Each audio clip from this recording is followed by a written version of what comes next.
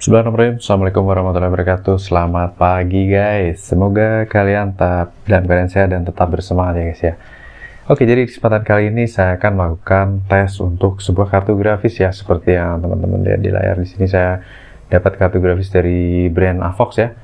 Jadi ini dari kubu hijau, yaitu GeForce GTX 730 2GB GDDR5 ya. Beberapa waktu ini memang saya kebetulan dapat beberapa kali unit dari brand Avox ya, dan ini unitnya benar-benar masih lagging banget guys. Jadi disclaimer dulu ya teman-teman, rata-rata di sini kan banyak juga yang menggunakan prosesor yang seri non internal GPU. Jadi tentunya banyak sekali yang butuh untuk kartu grafis hanya untuk keperluan display aja, karena mengingat budget yang belum istilahnya bisa untuk mendapatkan VGA idaman. Tentunya ya kalian bisa dapetin kartu grafis yang terjangkau namun tetap masih bisa bekerja ya, seperti itu untuk keperluan display dan editing atau gaming ringan. Di sini saya dapetin seri Avox GT 730 GDDR5 2GB ya. Untuk serinya single fan unit aja, tentunya bisa expressnya 3.0, support 3.0. Kemudian kalau dilihat di sini kartu grafisnya tentunya tanpa pin port tambahan ya, karena ini kartu grafis minimalis, compact. Dia sangat hemat daya. Kemudian untuk kebutuhan display di sini dibekali dengan 3 buah display, 1 buah HDMI, 1 buah VGA, dan 1 buah DVI ya. Dan ini platnya juga masih benar-benar kinyis-kinyis ya, kinclong. Untuk di bagian plat fibernya juga masih bersih ya, seperti biasa kartu grafis yang masih sangat-sangat terawat ya. Kartu grafis cadangan gimana sih, jadi dia jarang sekali dipakai mungkin ya. Untuk segelnya masih utuh, segel pabrikannya ya, bisa dilihat di sini warranty protection void if removed. Kemudian untuk serinya seperti ini ya, Avox 730 2048GB DDR5, mantap jiwa ya untuk serinya. Sip, kita akan tes. Oh ya, ini untuk unitnya, ini unit tahun Desember 2020 ya, awal 2021 guys. Kalau secara garansi 2 tahun atau 1 tahun ya tentunya sudah berakhir. Kalau 2 tahun ya masih sampai 2023 akhir ya. Tapi kita akan tes aja kartu grafisnya. Yuk kita ke PC, kita pasang ya, kita tes kartu grafisnya. Tempo hari saya sudah pernah dapat kartu grafis ini dari seri 730 juga, tapi yang kondisinya lengkap ya, atau full set. Oke, kita pasang dulu untuk kartu grafisnya. Kita colok, kita lock dengan sehelai baut. Oke. Jadi di sini saya menggunakan HDMI ya guys, karena di sini tidak ada DisplayPort, saya gunakan HDMI port. Ya. Kita colok. Nyalain power dulu. Jadi kartu grafis ini tanpa pin power ya, tentunya super duper hemat daya, dan tinggal plug and play aja. Kita langsung nyalakan. Bismillahirrahmanirrahim. Oke, mantap jiwa. Kipas muter dong, mantap jiwa. Sip, kita menuju ke display, tinggal loading dulu guys. Kita loading dulu. GeForce GT 730 ya, GDDR5. Oke, kita menuju ke layar. Kita menuju ke layar. Jadi yang pasti di PC udah terinstall dulu untuk driver dari Nvidia-nya ya. Teman-teman kalau mau pasang kartu grafis entah dari kubu Nvidia atau AMD sama aja. Seandainya pun belum, itu nggak masalah teman-teman. Teman-teman tetap pasang aja, karena sistem akan menggunakan Microsoft Display Adapter default ya. Walaupun secara resolusi itu dia nggak akan maksimal, tapi setidaknya akan terdeteksi untuk displaynya. Itu menandakan bahwa kartu grafis ini normal. Nah, kemudian kita tunggu beberapa saat sampai display itu benar-benar menampilkan OS ya, operating systemnya di boot menu seperti yang dilihat di layar di sini. 7 Januari jam 11.56 ya udah tampil. Kita masuk dulu ke sistem sembari dia akan mengenali untuk device drivernya. Oke.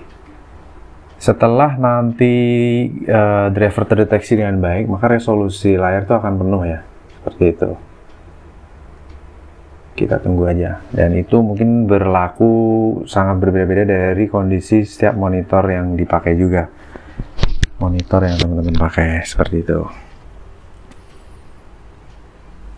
Kita tunggu beberapa saat sampai display dikenali ya, atau sebenarnya ini display sudah dikenali ya, seperti ini pun kita sudah bisa gunakan. Namun kita akan coba tunggu sampai resolusi layar berubah ke Full HD ya. Resolusi layar berubah ke Full HD seperti itu. Coba kita cek di ini baru berkedip, resolusi layar sudah berubah nih guys, kita lihat ya. Mantap ya, sudah terdeteksi dengan baik full. Kita lihat untuk ukuran resolusi layarnya di sini berjalan di 1920x1080p atau Full HD dengan refresh rate 85 Hz ya. Refresh rate 85 Hz, jadi mantul jebol. Oke, kita full screen dulu guys. Kita full screen dulu dengan cara maju, lebih praktis seperti ini ya. Kita dongakin dikit.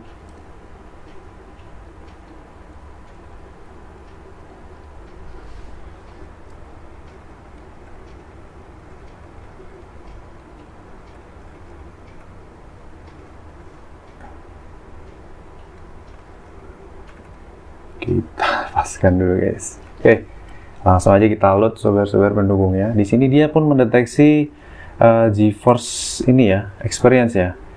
Ya, di sini kita coba reload untuk kartu grafisnya di hardware info. Karena kalau kita lihat sistem menunjukkan ya sedikit informasi, jadi kita reload aja. Kemudian MSI Afterburner juga kita reload ya. MSI Afterburner dan juga GPU Z seperti itu guys. Tidak lupa pula kita akan tes kartu grafis ini pakai yang namanya 3D Mark ya. Oke, kita look up. Coba kita look up untuk spesifikasi kartu grafisnya. Nvidia GeForce GT 730 guys ya. Jadi secara arsitektur dia bernama Fermi. Arsitekturnya bernama Fermi. Dia memiliki render texture mapping 16/96 ya. 16/4. Tapi yang di hardware kita ini 16/16. Render texture mappingnya sama 16/16 dengan shadernya di angka 96 unified. DirectX supportnya 11 tentunya, berjalan di bus interface 16 kali 2.0 ya. Kemudian to bus width-nya ini sudah 128 bit ya guys. Walaupun seri GT dia memiliki bus interface-nya itu di 128 bit. Mantap ya guys. Jadi kalau kita ingat seri 1030 aja dia berjalan di 64 bit, tapi ini dia bisa berjalan di 128 bit dengan bandwidth-nya 512 GB per second ya. 512 GB per second, GDDR5 Samsung 2 GB. Kemudian untuk driver sudah saya pakai yang versi terbaru ya, tapi sistem di sini menggunakan versi 391.35 yang optimal DCA Windows 10 64 bit sudah WAKL. Untuk GPU clock-nya berjalan di 700 MHz, memori clock-nya di 800 MHz dan shadernya di 1400 MHz ya. Mantap jiwa guys. Di sini GDDR5 ya guys. Dari test power up-nya di sini nongolin yang DDR3, tapi dari hardware yang kita tes di sini seri GDDR5. Jadi ini versi yang GDDR5 ya. Kita akan coba benchmark untuk kartu grafis ini. Dia berjalan di 42 derajat Celcius ya. Kita akan tes pakai night rate ya. Di preset 1080 coba guys. Night rate ini kalau nggak salah dia support DirectX 12. Nah, untuk si GT 730 ini sendiri dia support di DirectX 11, tapi di sini saya gunakan DirectX 12. Kita coba tes bagaimanakah kinerjanya guys, seperti itu. Please wait collecting system info. Oh ya, ini saya jalanin di preset 1080 ya guys ya. 1080p. Seperti itu. Kita tunggu untuk proses loadingnya. Beberapa waktu yang lalu saya sudah pernah melakukan tes untuk kartu grafis GT 730 ini juga, dan kita akan coba lihat bagaimana performanya saat menjalankan night rate. Di sini bisa achieve di 12 fps ya, average di 14 fps, suhu di 52 derajat Celcius. Mantap. TDP di sini nggak tampil ya untuk seri Avox tuh. Beberapa device kalau di on-screen display dari MSI Afterburner tuh nggak tampil, tapi kalau di GPU Z nanti akan tampil. Kita bisa lihat untuk daya dari kartu grafis ini ya guys ya. Kipas berputar 32% RPM, memory clock berjalan di 1600-an, lumayan ya. Dan core clocknya di 700 MHz guys. VRAM-nya terpakai hanya di under 1 GB, yaitu di 880 MB. Dia load di 99%, bisa dapat 10 fps, average 11 fps untuk menjalankan Night Raid di preset 1080 ya. Secara kualitas gambar dari Night Raid ini bisa dikatakan tampilannya ultra ya, atau minimal high lah, bukan low juga bukan medium untuk 3D Mark Night Raid seperti itu. Lanjut ke graphic test 2. Di sini akan dites dengan layer-layer yang lebih berlapis ya, tapi akan lebih mulus. Kita lihat dia bisa achieve 20 fps, mantap. 19 fps, 20 fps di preset 1080 ya, tembus 23 tadi ya, dengan average saat ini di 18 fps, suhu di 59 derajat celcius menyentuh 60 derajat celcius, tapi langsung turun lagi ke 59. Bisa jadi suhu tertingginya di angka 60 derajat celcius untuk full load 99% ya untuk mendeteksi. Bisa dilihat tadi dia bisa 24 fps ya guys. Jadi kartu grafis ini tentunya kalau digunakan untuk keperluan editing ringan, baik Corel, Photoshop atau Premiere Pro yang ringan ya, bukan layer-layer yang berarti, itu ya masih bisa bekerja dengan baik ya guys ya. Untuk gaming ringan tentunya juga bisa. Mantap juga guys. Jadi kenapa saya tes kartu grafis ini, karena dari segi harga dia murah banget untuk segera memberikan display dan mempermudah pekerjaan teman-teman ya, untuk kebutuhan ya bekerja lah pastinya. Ini sangat-sangat worth it seperti itu, dengan kondisi yang bukan low profile tapi menggunakan tampilan yang benar-benar seperti kartu grafis yang bukan non low profile ya, seperti itu. Di sini CPU test ini jadi menggunakan prosesor, kartu grafisnya cenderung idle harusnya ya, tapi di sini bekerja menggunakan prosesor. Dia bisa di 12 fps kan untuk Night Raid benchmark ya di 3D Mark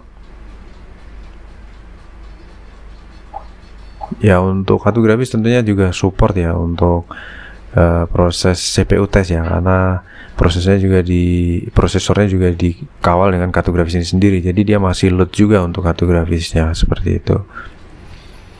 Average di 11 fps ya, maksimal 15 fps untuk tes terakhir menggunakan 3D Mark Night Raid. Mantul jiwul.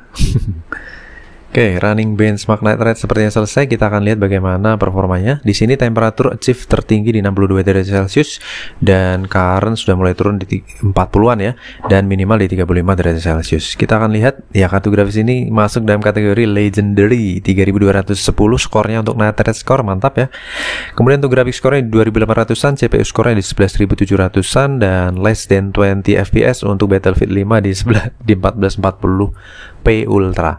Kalau untuk kestabilan ya bisa dilihat di sini kurvanya dia tetap di atas 3000 MHz untuk performanya, clock speednya ya.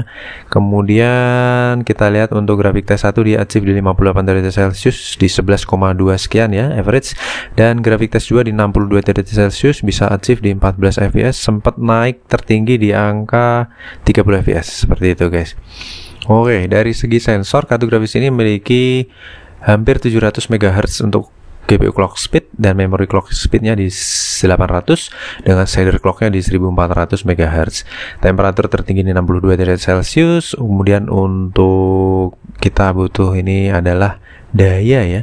Di sini ternyata nggak ada juga guys untuk kartu grafis ini, karena sudah terlalu hemat daya ya, super duper hemat daya. Jadi untuk buatnya sendiri nggak tampil ya di sini ya. Saya rasa juga di angka di bawah 10 watt mungkin guys untuk full loadnya, dan idle-nya juga di angka 1 watt bisa jadi nih guys untuk kartu grafis ini.